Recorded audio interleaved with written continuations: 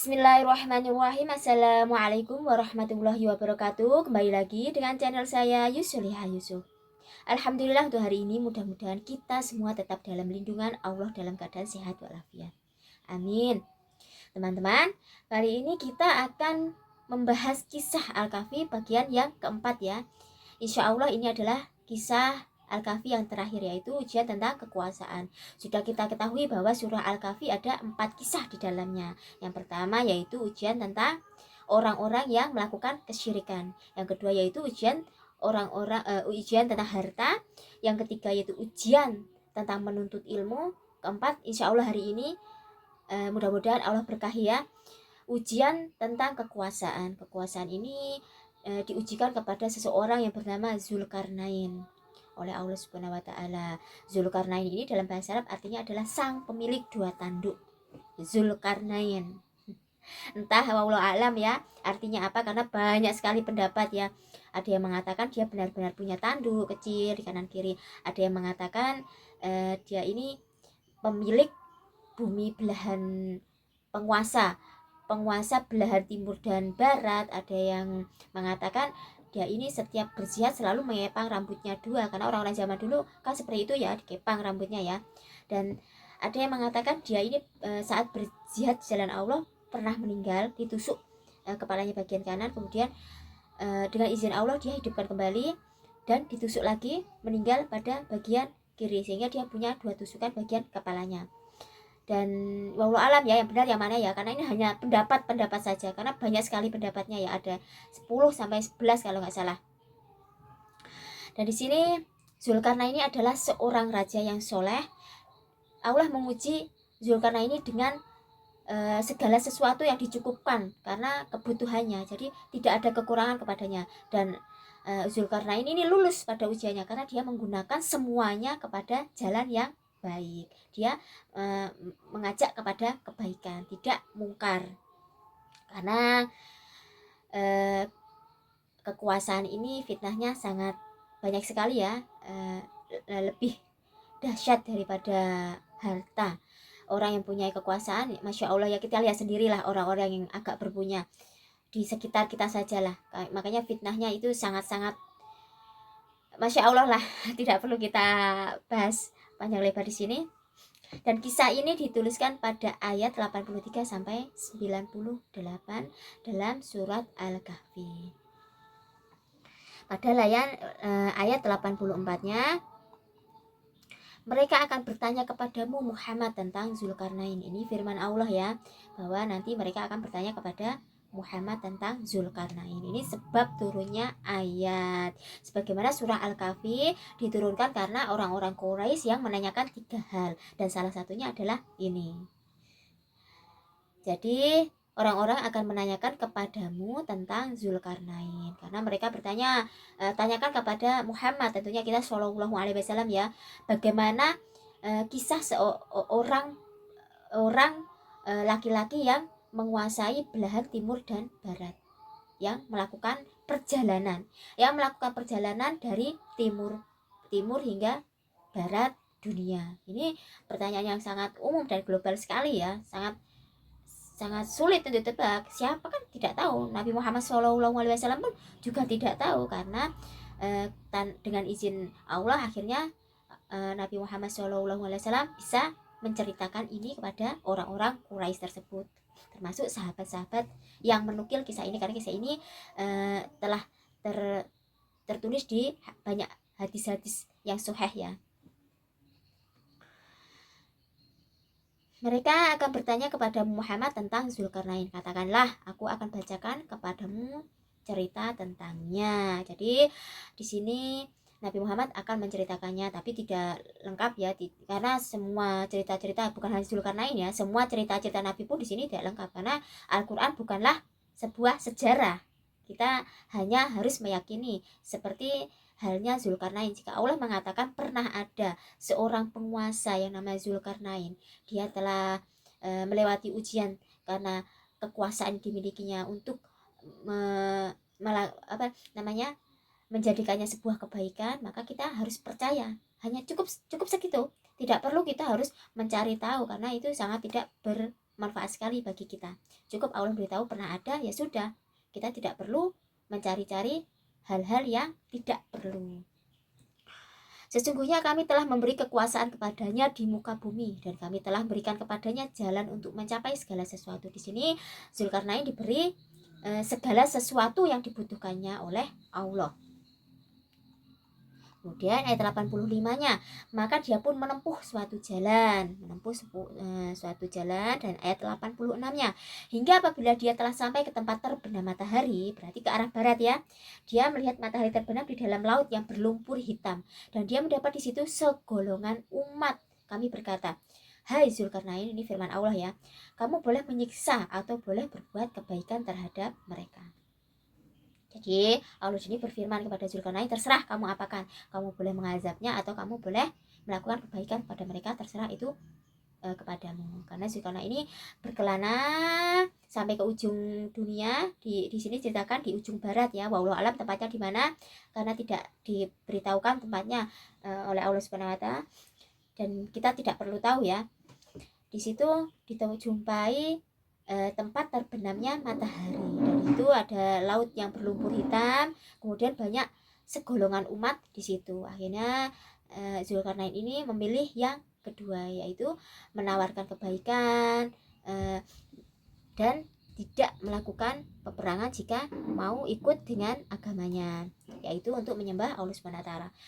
Ayat 87-nya berkata Zulkarnain, adapun orang yang aniaya maka kami kelak akan mengazabnya, kemudian dia dikembalikan kepada Tuhannya, lalu Tuhan mengazabnya dengan azab yang tidak ada taranya. Di sini Zulkarnain mengajak segolongan umat tersebut untuk menyembah Allah, karena jika tidak maka Zulkarnain akan melakukan pembantaian di situ, dan jika kamu sudah saya bantai, kamu akan meninggal, kamu kembali ke penciptamu, kamu di sana juga akan lebih mendapatkan azab yang lebih dari seperti di dunia ini, seperti itu. Dan ayat 88-nya, adapun orang-orang yang beriman adapun orang-orang yang beriman dan beramal soleh maka baginya pahala yang terbaik sebagai balasan, dan akan kami titahkan kepadanya perintah yang mudah dan perintah-perintah kami. Ayat 89-nya, kemudian dia menempuh jalan yang lain. Di sini ceritanya tidak diceritakan habis ya, entah bagaimana selanjutnya.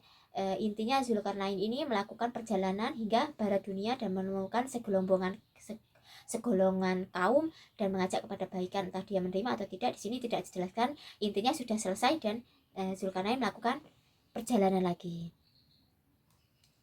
hingga apabila dia telah sampai ke tempat terbit matahari, berarti dari barat dia menuju ke timur, tempat matahari sebelah timur. Dia mendapati matahari itu menyinari segolongan umat yang kami tidak menjadikan bagi mereka sesuatu yang melindunginya dari cahaya matahari itu.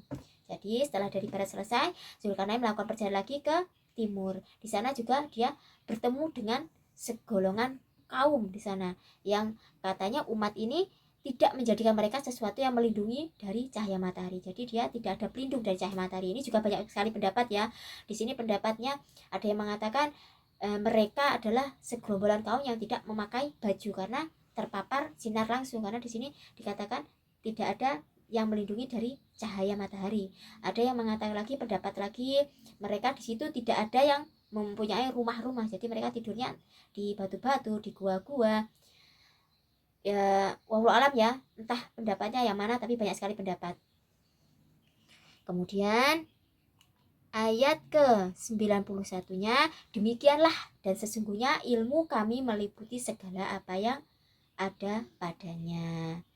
Jadi di sini Zulkarnain demikianlah, maksudnya dia melakukan hal yang seperti umat yang dilakukan kepada yang sebelah barat, yaitu mengajak kepada kebaikan dan tidak akan melakukan peperangan jika ikut menyembah Allah, seperti itu. Ini kisahnya tidak di selesai ya, tidak seperti itu. Memang seperti ini kisahnya, hanya yang penting-penting saja. Jadi Zulkarnain itu berkelana dari ujung barat ke ujung timur. Karena pertanyaannya memang seperti itu dari Nabi Muhammad, dan Allah pun tidak menceritakan sedetail-detailnya, tidak, cukup begitu saja.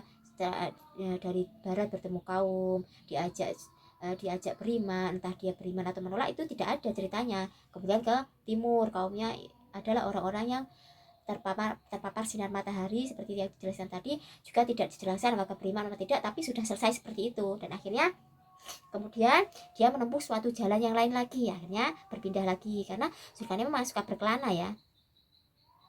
Hingga apabila dia telah sampai di antara dua buah gunung, dia mendapati di hadapan kedua bukit itu suatu kaum yang hampir tidak mengerti pembicaraan. Wallahu alam tepatnya di mana ya, yang jelas intinya orang ini tidak tahu bahasanya Zulkarnain.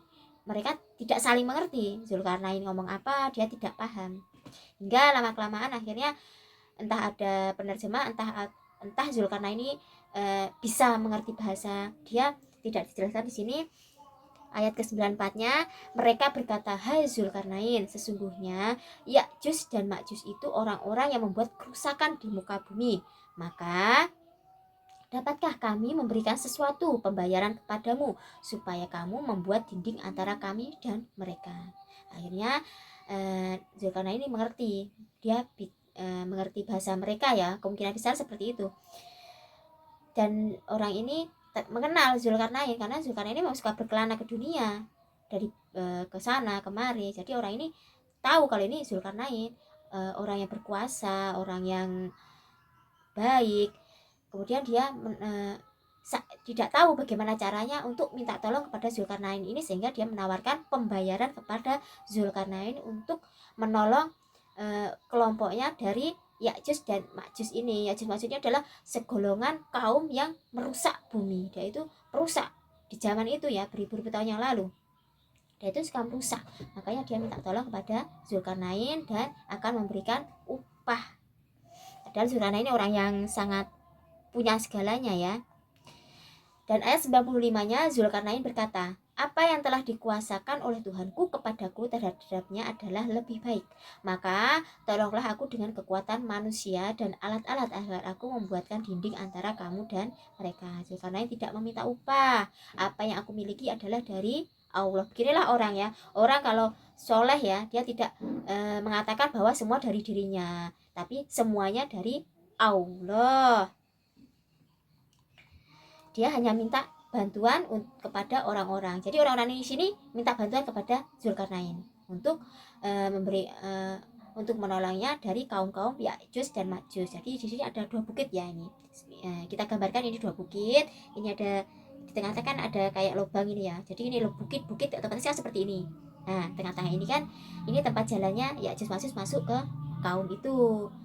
Akhirnya mereka ingin agar ada dinding pemisah agar orang-orang ini tidak bisa masuk ke tempat orang-orang itu, karena Ya'juj Ma'juj ini adalah orang yang membuat kerusakan. Dia itu suka merusak segalanya lah, dia itu membuat keributan, kerusakan. Jadi dia minta kepada Zulkarnain, dan Zulkarnain tidak mengatakan, "Wah, itu urusan saya," tidak. Beliau mengatakan, "Mari kita kerjakan bersama-sama," karena dia butuh bantuan orang-orang dan alat-alat seperti itu, tidak butuh bayaran.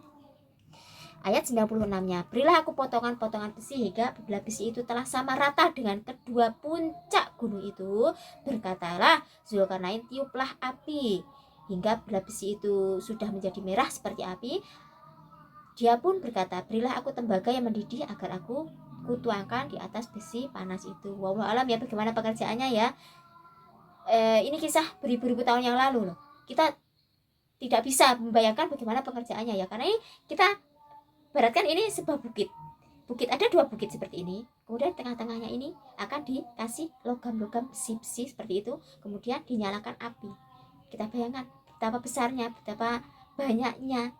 Tidak bisa ya, tidak bisa dibayangkan, tapi inilah cerita kisah nyata ini yang diceritakan dalam Al-Quran oleh Allah Subhanahu wa Ta'ala. Akhirnya ini dipenuhi besi, setelah itu dinyalakan, dan setelah nyala, apinya sudah nyala, meleleh logam besinya ini, kemudian Zulkarnain sudah mempersiapkan lelehan tembaga yang akan disiramkan. Wallahu alam bagaimana menyiramkannya, sangat sulit untuk dipahami ya.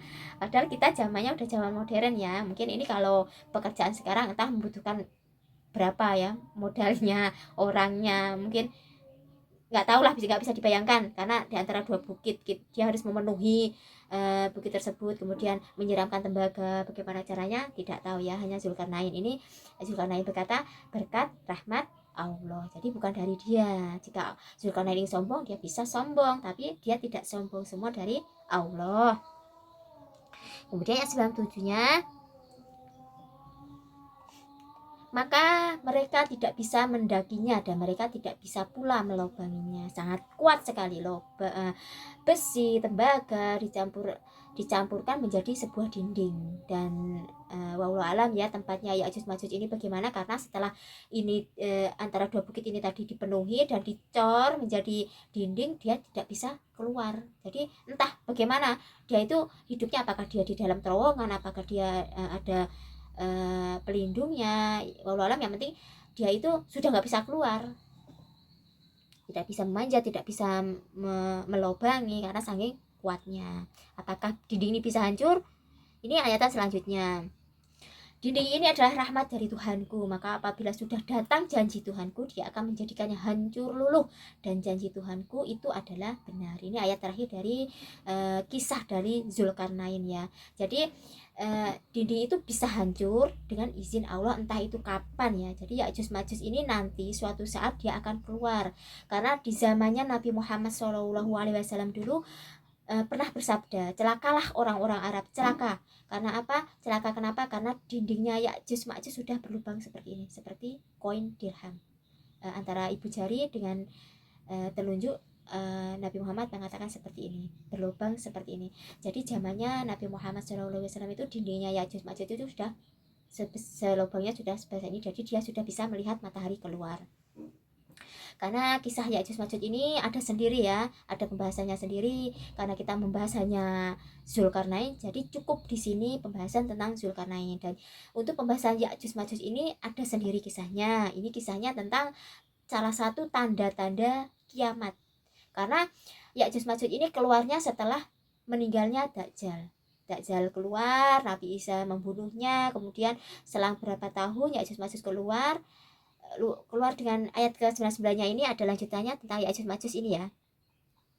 Kami membiarkan mereka di hari itu bercampur aduk antara satu dengan yang lain. Kemudian ditiup lagi sangkakala, lalu kami tampilkan, lalu kami kumpulkan mereka itu semuanya bercampur aduk membaur dengan manusia, karena dia keluar dari segala penjuru saking banyaknya ya. Setelah dikurung bertahun-tahun oleh Zulkarnain, sudah beranak pinak sangat banyak sekali. Dan pada zaman Nabi Muhammad SAW lubangnya sudah sebesar ini. Entah sekarang sudah sebesar apa lubangnya kita tidak tahu, tapi yang jelas kita harus meyakini bahwa Ya'juj Ma'juj ini pasti keluar, entah kapan kita semua tidak tahu. Intinya dalam pembahasan Ya'juj Ma'juj ini adalah tanda-tanda pada kiamat. Ada banyak, ada 10 tanda-tanda kiamat ini ya. Salah satunya Ya'juj Ma'juj ini, keluarnya Ya'juj Ma'juj. Ya'juj Ma'juj orang yang sangat beringas, buas, jahat, semuanya dibantai. Kalau Dajjal kan yang mengikutinya dilindungi, yang tidak ikut dibunuh ya. Kalau Ya'juj Ma'juj enggak, semuanya dibunuh. Ular kalajengking dimakan sama dia, nggak ada yang tersisa. Pokoknya dia tuh beringat, giginya tajam-tajam. Disebutkan ya ciri-cirinya seperti apa ya. Malah cerita Ya'juj Ma'juj. Jadi kisah tentang Al-Kahfi, surah Al-Kahfi bagian keempat sudah selesai di sini ya. Masya Allah, menyenangkan sekali ya berbagi kisah itu ya. Cukup di sini pembahasan kisah tentang surah Al-Kahfi. Saya cukupkan. Mudah-mudahan bermanfaat bagi kita, bagi saya sendiri terutama. Jika ada salah-salah kata mohon dimaafkan, kebenaran hanya milik Allah Subhanahu wa taala. Barakallahu fikum, jazakumullahu khair. Assalamualaikum warahmatullahi wabarakatuh.